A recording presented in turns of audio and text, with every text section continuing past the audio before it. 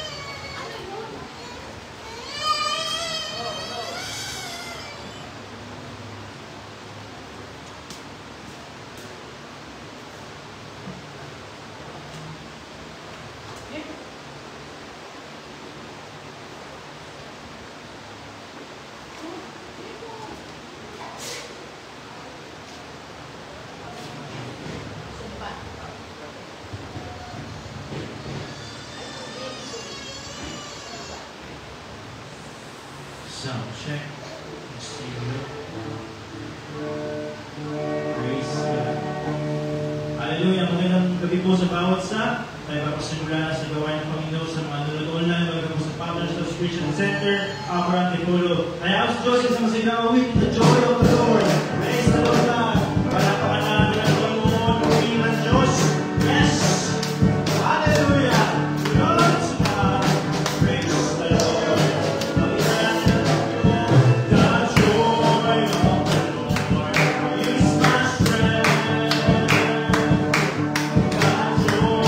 of the Lord is my strength.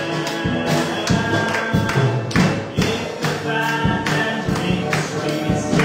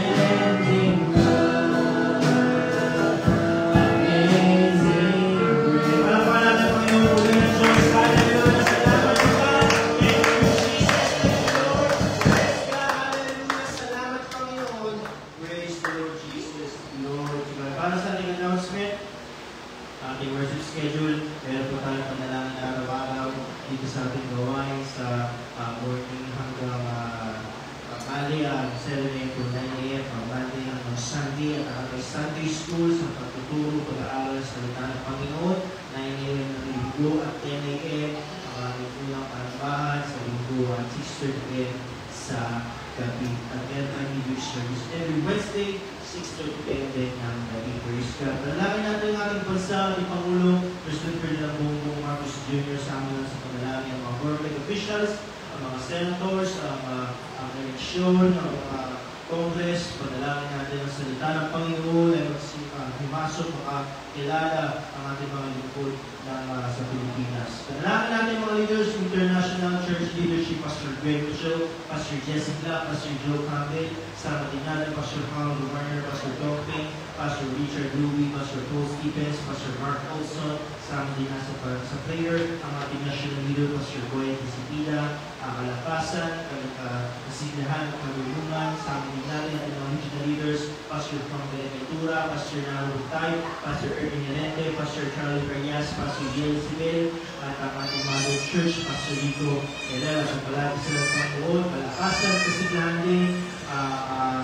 kalulungan ay isang lang Panginoon. Pag-pray din natin ang mga fellow Buklarang Daughter Churches, Pastor Gerson Valbuena, Pastor Noel Torres, Pastor Richard Isan, Pastor Vincent Javier, Pastor Marceliano, Pastor Bob Canyosa, Pastor Samuel Paul, Pastor June Levichina, Pastor Mary Talib, Pastor John Chares, at Pastor Jess Pancho. Kasama din natin ng may bahay. Ang lugar na pinag-misteryo ay sa mga Panginoon pagliligtas, pagbunga, at pag-pray din natin ang bayan ng Tipolo, ang ating pastor, Pastor Lucena, ang isang bayan, spiritual breakthrough, financial breakthrough, salvation, deliverance, soyakin, at dalangin natin sa Riming Busali, sa Riming Lote, transportation vehicle, at pagpalain din ang bawat isa ng magkaroon sa sasakyan. Hallelujah! At healing request, prayer request, si April Garcia, Brother Ron Caro, Pastor Shirley San Pedro, Lori, Alita Lori San Dulo, Pastor Tongking, Brother John Marvin Mendoza. Panalangin din natin ang ating mga sa buhay, ang dito na kakilala sa Panginoon, patuloy natin siya pagpalain sila, makakilala sila, at makasama natin sa gawain ng Panginoon. Meron pa tayong activities ito po May 31, ang ating Jubilee Service sa Baclaran, Sabado at every weekend activity, and Bible study, street preaching, at survey. Hallelujah! Sa mga karagdagang pabalita, ang ating pastor ang magugulat. Kung may duwang sa panalangin, isa pa, palakpakan puli natin ang Panginoon. Praise God! Glory to Jesus! Hallelujah! Glorify your name! Praise the Lord! Salamat Panginoon! Dakilang Diyos!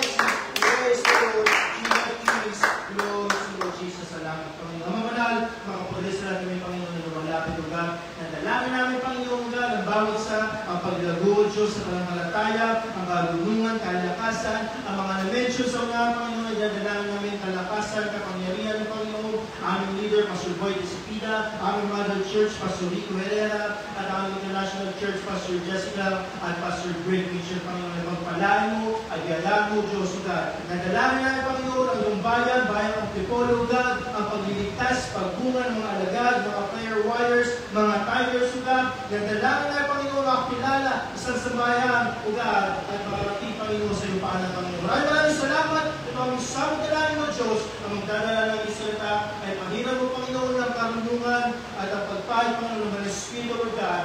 Salamat, Panginoon, ang samang dalangin sa pangalan ni Jesus. Amen. Hallelujah. Tayo makaupo na. Ulitin natin ang Panginoon. I've been delivered. Yes.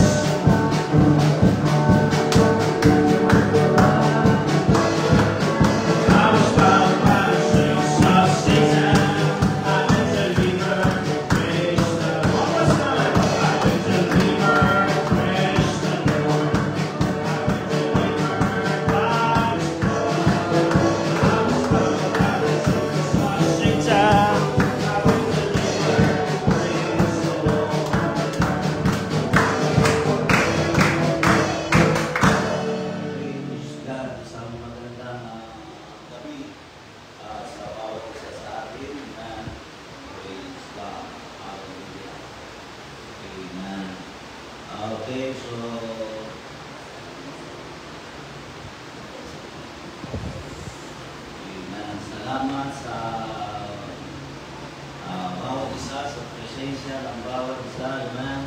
Hallelujah. Kaya sa oras na ito ay kakama pa rin tayo sa isa pa sa gawain ng ating Panginoong Diyos. Amen. Ang paglibong ng pananalapi para sa gawain ng ating Panginoong Diyos. Amen. Ito isang bagay pa rin na dapat natin sampalatayanan. Amen. Pag ang usapan ay pananampalataya. Tulad ng aking pinangusap kanina. Amen. Kasama. Amen. Ang pananalapi para sa gawain ng ating Panginoong Diyos. Hindi natin pwedeng ihiwalay ang usapin ng pananalapi pagdating sa tinatawag na pagkilos o sa gawain ng ating Panginoong Diyos. Kaya tayo humili ng pananalapi sa gawain ng ating Panginoong Diyos. Amen. Okay, ito na ito kakabaan. Maasa ko na unawahan ninyo kung bakit natin ito ginagawa. Nilipin tayo ng pananalapi dahil una, ito ang kalooban ng ating Panginoong Diyos. Praise God. Okay, wakan ko si Michael para tayo pangunahan dito. Praise God. Hallelujah. Amen. Tayo ay manalangin sa Panginoon. Dakila at sapat na Diyos, marami pong salamat, Panginoon, sa iyong kabutihan at sa iyong mga bagay na ginagawa sa aming mga buhay. Marami pong salamat sa lahat. At ang dalangin ko po, Panginoon, ay pagpalain mo ang iyong mga anak dakilang Diyos. Maraming salamat sa iyong kabutihan sa pangalan ni Jesus. Amen. Praise God. Hallelujah. Praise the name of Jesus.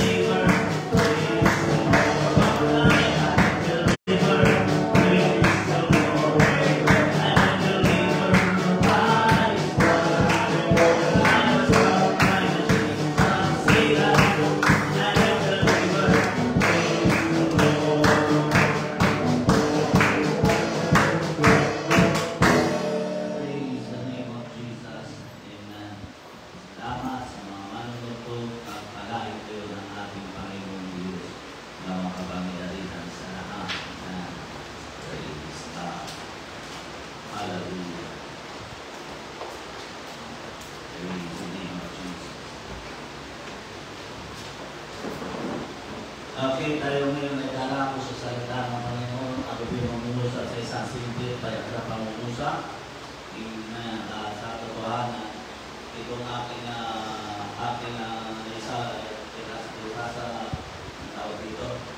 aking ipamumusa sa inyo ay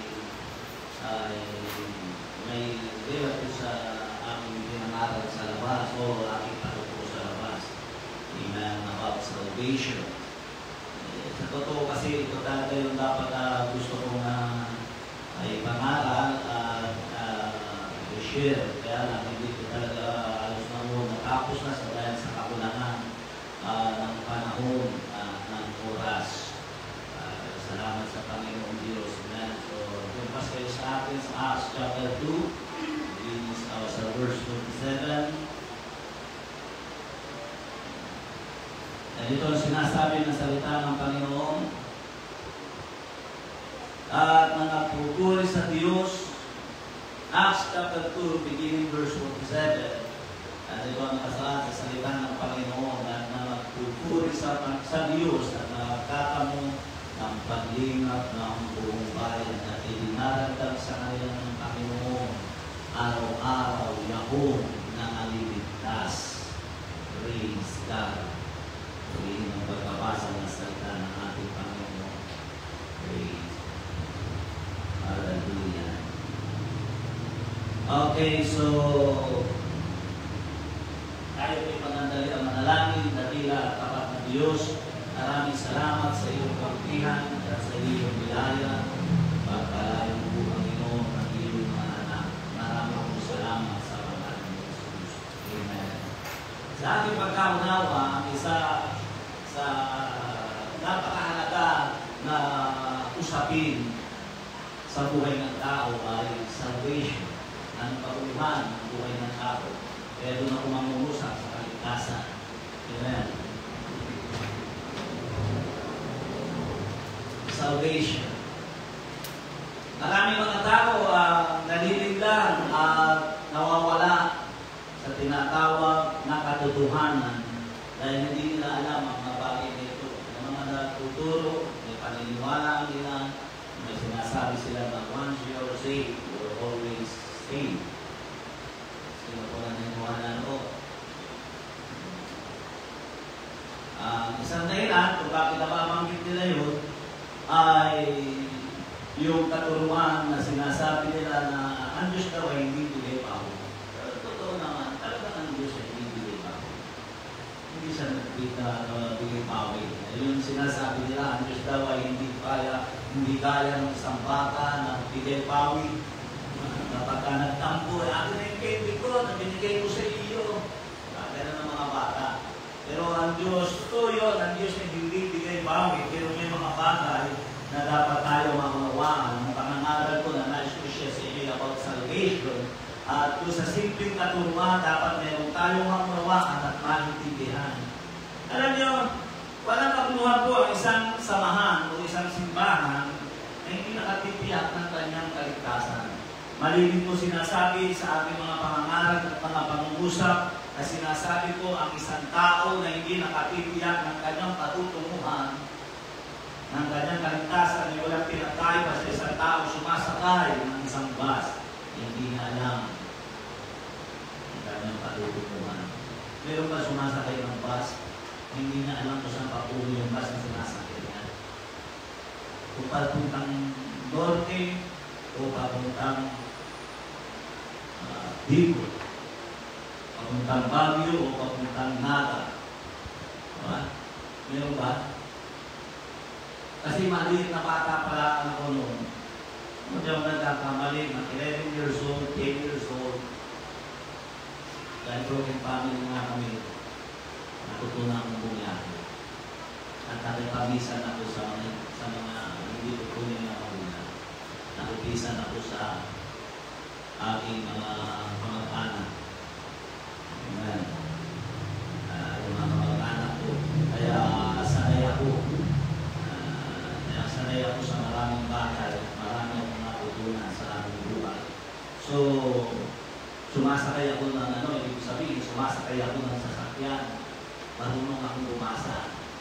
Bago ako sumakay ng BLTV pa lang, hindi BLTV. BLTV. Batangas, Laguna, Tayabas, Laguna, Bus Station. Bus company. Yun yung sabihin ng BLTV mo. Wala na yun. Or niya ata, nalupi. Hindi tingnan mo yung sasakyan ko. Nakalagay Pasay. Alam mo na yun. Nakalagay Pasay. Ito na ako bababa. Ang Libertad. Pupunta ko doon sa aking mga kamag-anak ko. Nakalasay ng aking mother. Kaya wala pong malinig ko sinasabi, walang taong sumasakay ng bus na hindi niya alam ang kanyang katutunan. Alam niyo yun, dahil kung natatanungin siya ng doktor. Sa kabos, diba? Hindi ko alam, maana ka na. Ganun yun, ibig sabihin, hindi ganun yun. Hindi mo tingin pero sa totoo lang. Katulad na sinabi ko kanina, kaya sa lansangan, 40 taon na ako nag-Kristyano. 4 na dekada na akong Kristyano.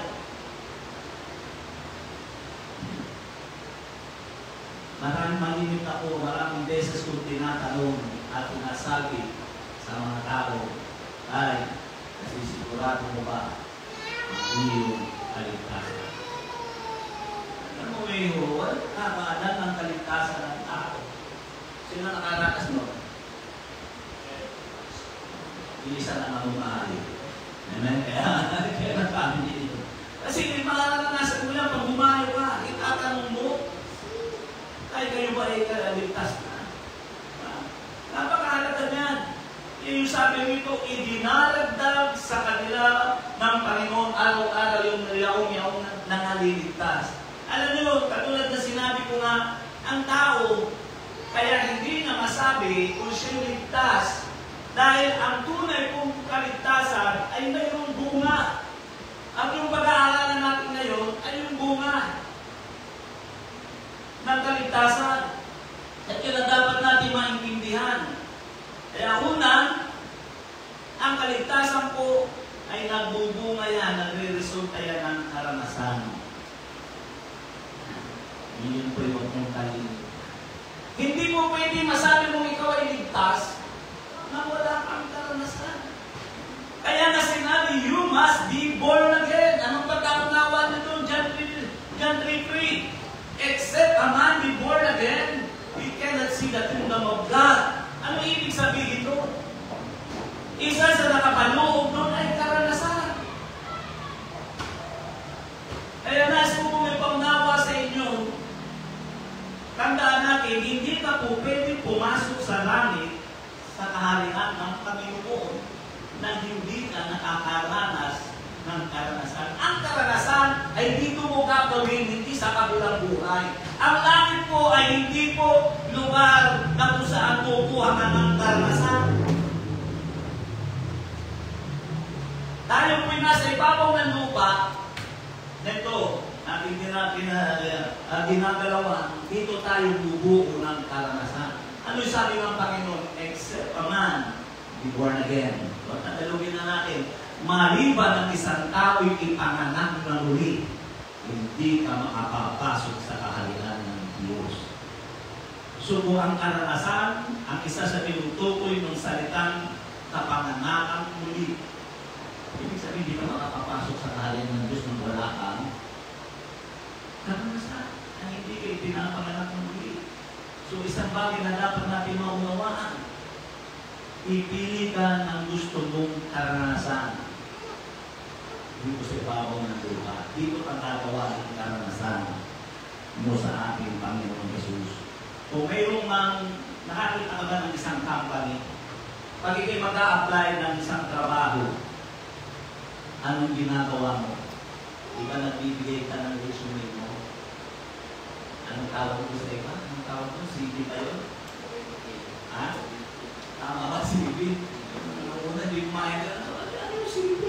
Ay, tasa ka sa akin ng CV. Yung CV? Di ko alam yun. Una, di ko alam yun. Di ba? Alam mo kung bakit? Eh, titignan nila doon yung karanasan mo. Tama ba? Kaya unang interview ka dyan, unang basihan ka dyan, anong dahilan sa palagay mo? Bakit kinakailangan kang i-hire o i-hire ng aming company? So, doon mo sasabihin kung ano ang pwede mong karanasan mo, kung ano ang pwede mong gawin sa kanilang company. Para ikaw ay sa i-hire nila. So, nakuha yun? Kung totoo yun dito, totoo yun sa ating Panginoon. Dito ang kakawa ng karanasan. Pero kung ayaw mo mag-involve sa karanasan, questionable ang kaligtasan mo. Pinapahog mo kanilimutan. Ang nakakalungkot, minsan, hindi umawawaan. May mga taong ipinaglalaban nilang pilit yung kanilang karanasan. Hindi tama. Kasi may mga tao na talagang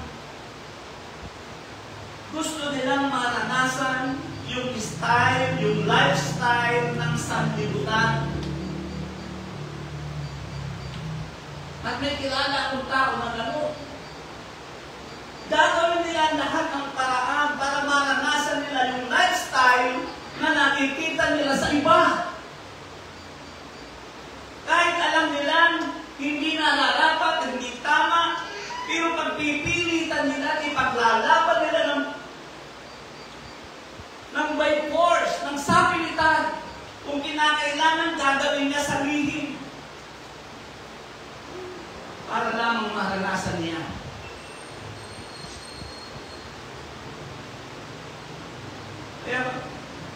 Kaya pag ako nakakita ko ng ganitong tao, ako'y nalulungkot at ako'y nasasaktan.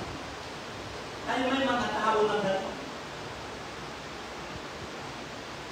Kahit alam niya na hindi magugustuhan at hindi ka gusto-gusto, hindi kaaya-aya sa taong nagsasabing Kristiyano, pipilitin nilang maranasan ang mga bagay na nakikita nilang nararanasan ng ibang tao.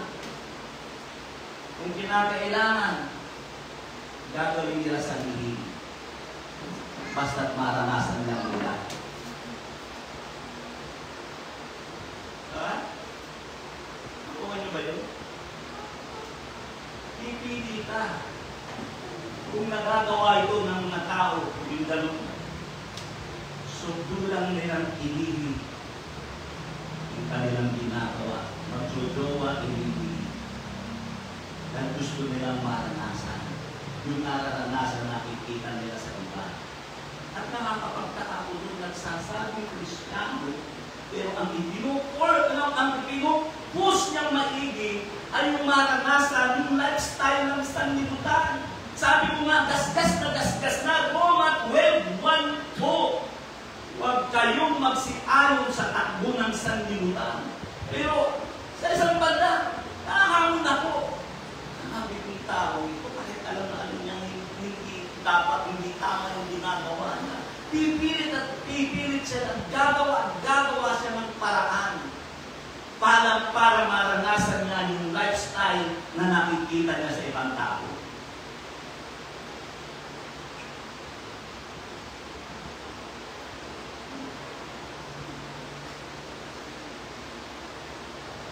Ano ba ibig ko sabihin?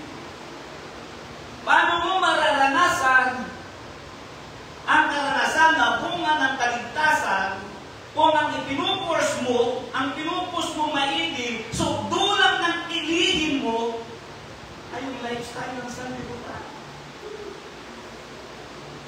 Yun ang dapat natin maunawaan. Tandaan ninyo mga kapatid sa Panginoon. Pero may mga tao, yun ang sinasabi ko,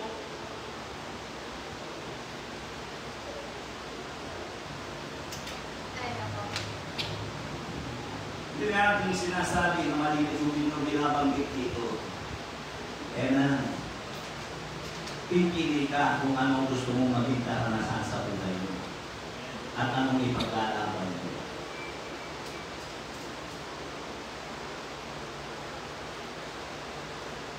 Kaya nga, doon ako di paniwala doon sa mga tao nagsasabi na sila yung once you're saved, you're always saved. Dahil ang kaligtasan ko yung resulta ng karanasan. Ngayon, ang karanasan ko hindi tumitigil. Ang karanasan ay patuloy hanggang sa pagbabalik ng Panginoon. Ang pinaka-final na karanasan mo na mararanasan mo yung rapture, ang pag-agaw. Nagiging tutukuyin ang karanasan ay tuloy dito. Ngayon, paano mo masasabi na ikaw ay ligtas? Kung ang ipinupus mo na ang pinagpipilitan mo maranasan ng lifestyle ng sanlibutan. Tanungin mo ang sarili mo, ligtas ka.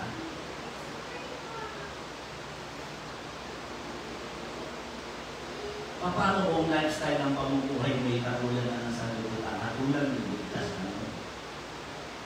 Tumigil na yung karanasan mo. Ano dapat natin maunawaan? Tandaan natin. Kaya na si Simon Pedro, na makita niya ang ating Panginoon, lumalakad sa ibabaw ng tubig, sa aklat ng Matthew, makikita natin yun. Hindi ako nagkakamali sa chapter 14, hindi ko kasi naisulat dito, pumasok na sa isipan ko. Ang sabi lang ni Simon Pedro, kung ikaw yan, Panginoon, papalihanin mo ako, halika. Yung salita ng halika, ang nilakaran niya ay tubig. Ang tanong ko nga doon, bakit pinahintulutan ni Jesus na ang tao na si Pedro yung lumakat sa ibabaw ng tubig, ang kaligtasan yun, hindi yung normal. Imposible yun. Pero bakit? Hindi sinabi ng Panginoon, hambog ka. Magbigil ka. Ako lang makakagawa nito. Diba? Ang nakikita ko po doon, willing ang Panginoon sa tinatawag na karanasan dahil ang karanasan ay sign ng kaligtasan ng isang tao.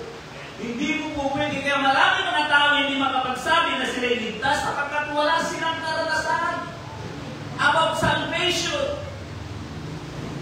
Ang karanasan nila magpataog ng takayan. Magbutong sa akin ng takayan.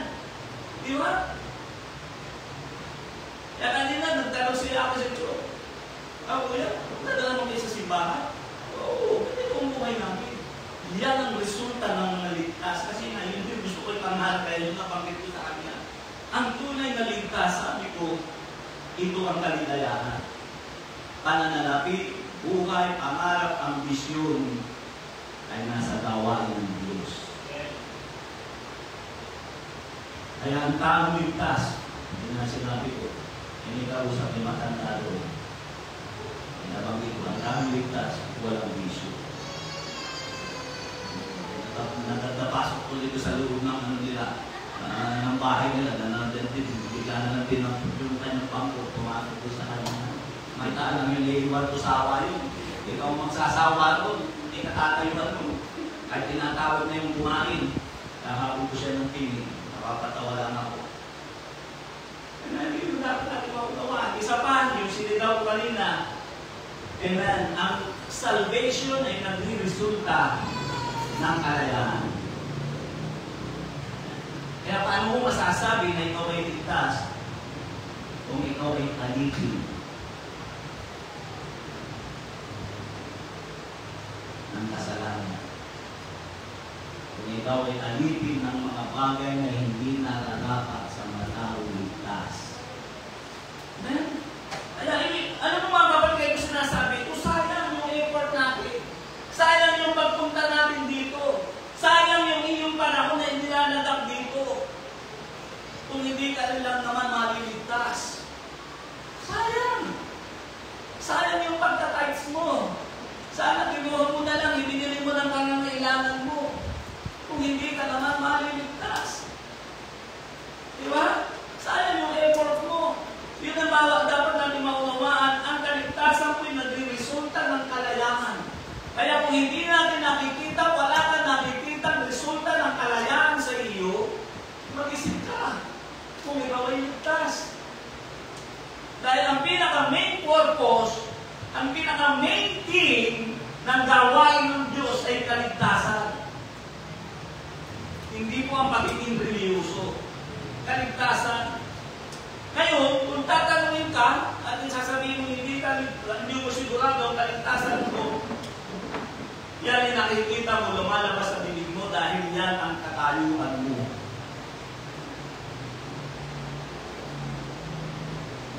Isa pang bagay, ang salvation ay nagre-result ng pagbabago ng buhay. Dahil ang pupuntahan mo ay bagong lugar, langit. Kaya kailangan makita sa akin yun, pagbabago ng buhay. Resulta yan. Yan yung sinisigaw ko kanina. Kung di nga lang ba naalaala ko na mayroon pang mga harang, ay talagang pinigil ko na, pinahinto ko na. Ako bibigil ko tubuyin. Mayroong mga reliyon na lakas ng loob nila nang sabi sila ligtas, pero wala kang makita ang resulta o palatandaan ng isang taong ligtas. Ang isang taong ligtas, anong sabi rito? Ano sabi ng ating pinag-aaralan? 2 Corinthians 5:17, kung ang sino man ay na kay Kristo, siya isang bago nilalang. Kaya resulta yan ng kaligtasan. Kaya hindi talaga, walang makapagsasabi sa labas, walang makakapagsabi sa napakaraming tao na sila'y ligtas kung wala silang karanasan, kung hindi nila nararanasan yung kalayaan, at kung hindi nila nararanasan yung pagbabago ng kanilang buhay. At ang pangapat, ang resulta ng taong ligtas, hindi umaayon ang isipan sa takbo ng sanlibutan. Hindi siya nabibilang. Saan siya nabibilang? Sa gawain ng Diyos. Yung sabi nito na nagpupuri sa Diyos, na nagkakamo ng paglingap ng buong bayan, at idinalagdag sa kanila ng Panginoon araw-araw yung nangaliligtas. Hindi siya nabibilang sa sanlibutan ng sistema ng kaisipan niya. Kaya tandaan natin ito mga kapatid sa Panginoon. Ang tunay na ligtas, hindi lang dito sa loob, maging sa paglabas, maging sa trabaho. Ang alam kong ligtas, iisa lang ang damit na sinusuot. Yung sinusuot dito sa church, yung din ang sinusuot niya sa labas. Hindi yung nagtatago sa bag ng bigisan. Para maipakita niya kung ano naman ang gusto niyang maranasan. Yun na sinasabi ko. Sabi ko, mga tao, ganito. Gustong-gusto niyang maranasan yung lifestyle ng isang libutan. Ano ba yung mga ilalabas ka? Meron dito.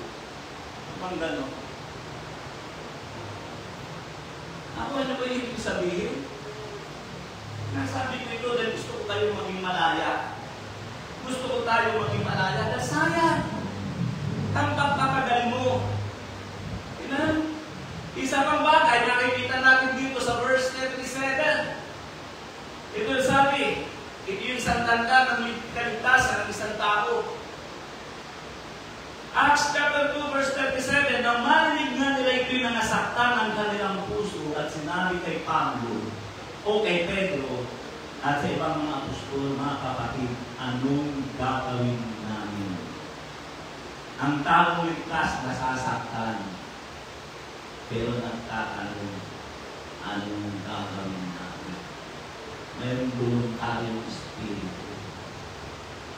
Pastor, anong gagawin namin? Anong gagawin ko? Nasasaktan, normal yun. Pero ang response niya, hindi yung isip kabayo, hindi gano'n. Ang response niya, ano ang gagawin namin? Ako ano ba ibig sabihin? May voluntaryong espiritu. Kaya sabi ko, isipin mo na lang si Jesus. Si Jesus ay anak ng Diyos. Tanda mo, si Jesus ay anak ng Diyos. Pero bakit kailangan maranasan niya magpakabata at maging kasing tulad ng isang ordinaryong tao? Ano sabi ko, umiwala sa mahiligan ng kanyang ulo. Ang sabi ng Bible, ang anak ng tao walang mahiligan ng ulo. Ephesians chapter 2, o Pilipos sa chapter 2 verse 5. Magkaroon kayo sa inyo ng sarili ng ganitong pag-iisip na ito na may kay Kristo Jesus na siya bagamat Diyos ay hinubad niya ang kanyang pagka-Diyos at namuhay at naging isang alipin, naging masunurin hanggang sa ibabaw ng krus.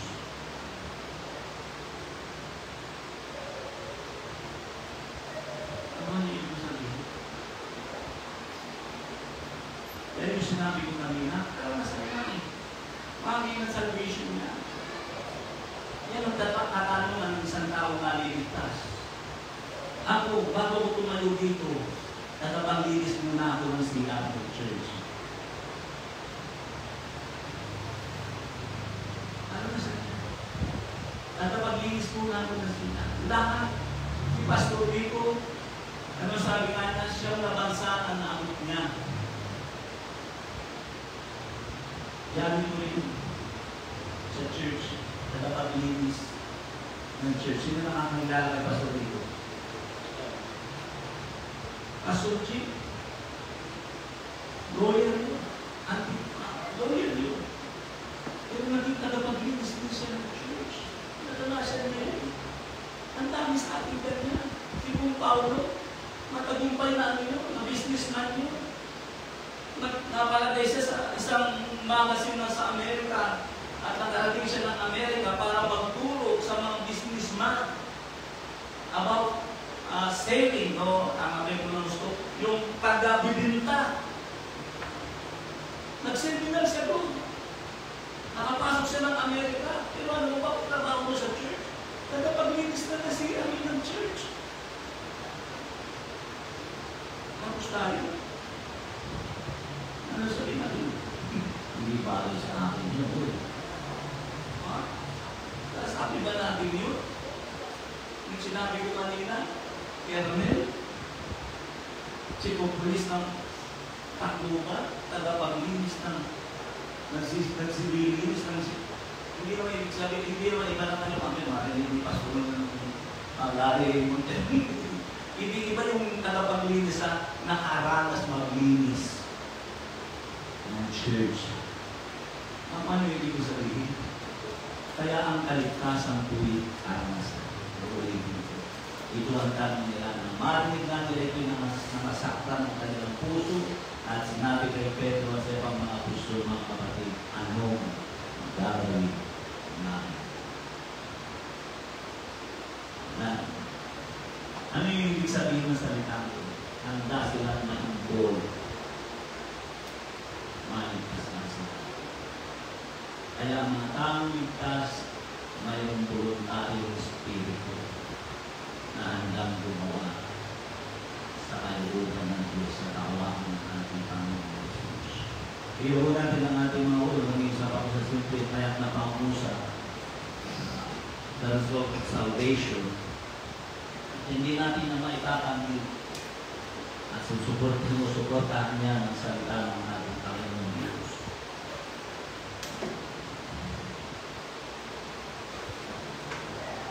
Tayo natin tumayo, kapitan natin ang ating Panginoon ng isang awitin.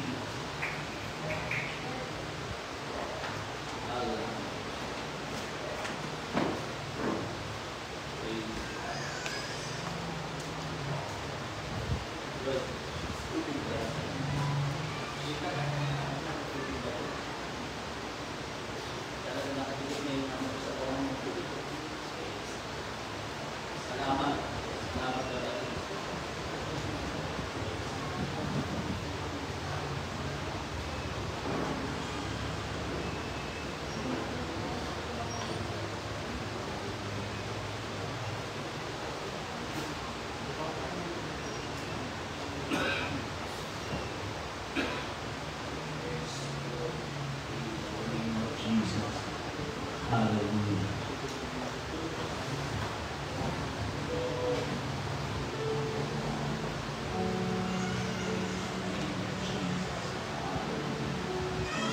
Kapitan natin ng Panginoon sa awitin.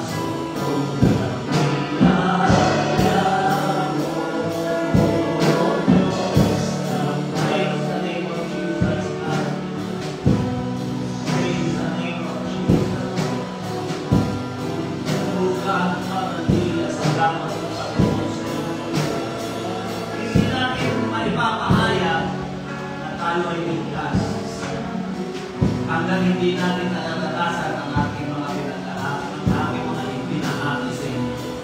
Hanggang wala kang karanasan. Hindi ka pwede pumasok, alam mo yan. Alam natin yan. Dahil umiiran yan, maging dito sa ating daigit na ginagawa. Kung gusto mo maghanap buhay, hindi ka. Babayaran ka, depende sa inyong karanasan. Hindi sa karanasan ng iba, kundi sa mismo. Magkakaroon ka ng rate, depende sa nakaranasan.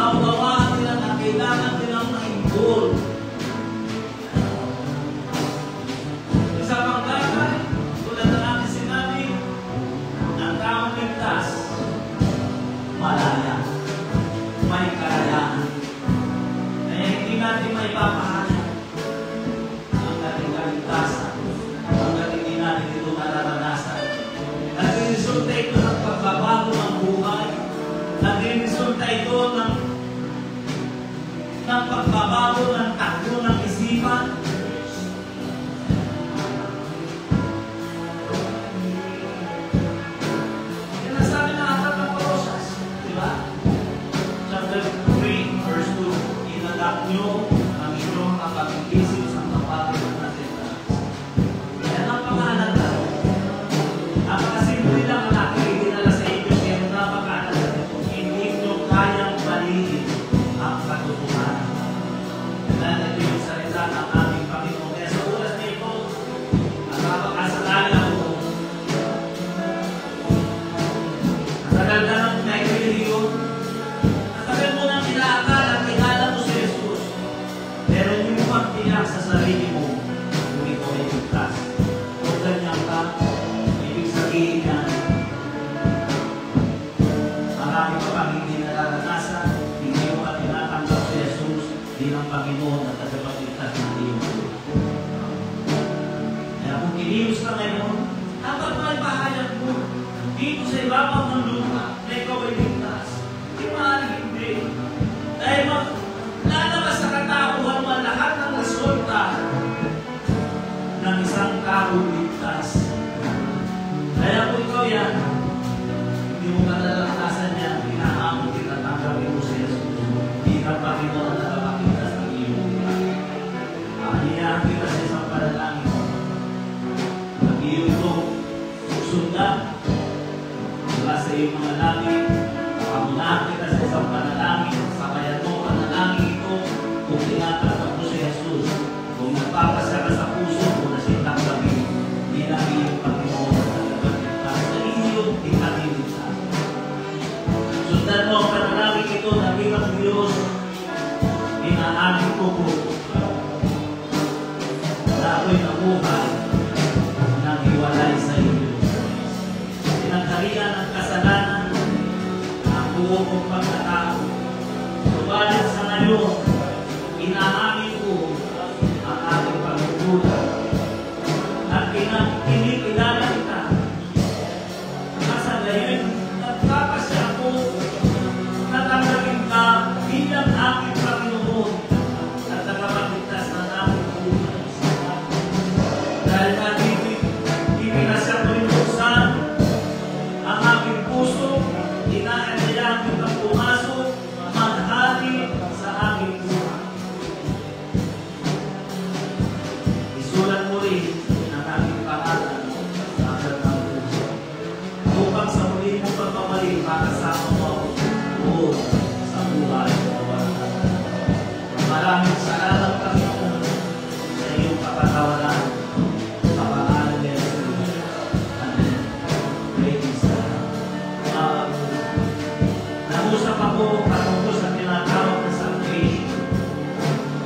At sa tingin ko, nahayag ba sa akin ang mga resulta nito? Karanasan. Anong karanasan? Ang karanasan ko yung nag-uusap sa salitang patotoo. Anong karanasan na ang pwede mong sabihin na karanasan mo na hindi makakilala sa Panginoon? Nakapagpatotoo na ba tayo? Naipunta ba tayo sa testimonial? Nakapagsalita na ba tayo sa ating mga kaibigan? Anong karanasan natin? Napakahalaga niya. Hindi po pwedeng may karanasan ka sa Panginoon, may karanasan ka pa rin sa sanlibuta. Isa lang ang dapat. Yun ang sinasabi ko, pipili ka ng gusto mo maging karanasan. Pangalawa, kalayahan. Resulta yan. Pangatlo, pagbabago ng buhay. Sa kapatay, nagtatanong ba ang puso? Ano ang dapat kong gawin? Kung hindi mo kayo naranasan, pasan ang pwede tayo makikapusap sa Panginoon. Ikaw ka sa iyong kaligtasan. Ulitin po, sayang ang pagod natin. Amen? Kung gumagawa tayo ng isang bagay, subalit hindi naman tayo counted sa kaligtasan. Praise the name of Jesus. Hallelujah. Lord of God, hallelujah. God, mag-usap ka sa iyong mga anak. Mga bagay na hindi ko kayang gawin ito ang gumawa sa iyong mga anak at ilang Diyos. God, maraming salamat sa iyong kalugihan at ilang Diyos. Lord of God, hallelujah. Tulungan mo ang iyong anak at ilang Diyos. Iba